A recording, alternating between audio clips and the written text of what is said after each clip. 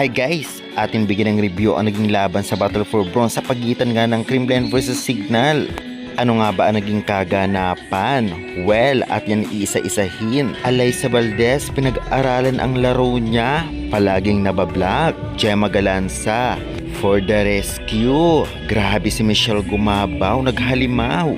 Erica Santos, nainis kaya at nagswag? Yan pula tayo pag-uusapan sa video ito. And before that guys, please naman, don't forget to like, comment, and subscribe, and pa-hit the notification bell para lagi po kayong updated sa kimabawang video about sa volleyball dito sa Pilipinas. Maraming salamat sa suporta. Well, sa unang set pa lamang ay talaga nagpakitang gilas agad ang Creamline dito dahil nga nauna silang lumamang. Grabe yung advantage nila at talagang naalagaan ito. Grabe din sa first set itong si Michelle Gumabaw, unstoppable dahil palaging nakakapatay ng bola. Samantalang kitang-kita pa rin natin sa first set na palaging bantay sarado si Alyssa Valdez. Kaya naman for the rescue si Gemma at itong ngang si Michelle Gumabaw. Samantalang sa Signal naman si Erica Santos pa rin ang nanganguna sa pagbibigay ng scores.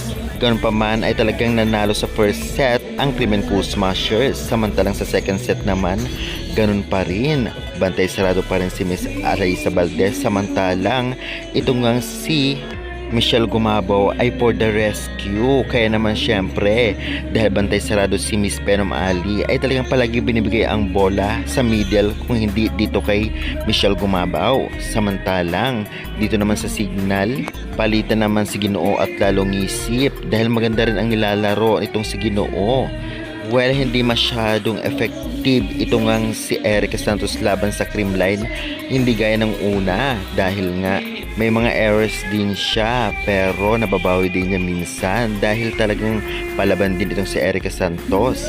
Ganun pa man ay talaga namang grabe ang extend ang laro dahil nga sa match point ay palitan lamang ang dalawang team kaya natapos ang set na 29-27, panalo naman ang Creamline. Samantalang sa third set ay patuloy ang sorte ng Creamline Cool Smashers dahil na-extend dito ang kalamangan.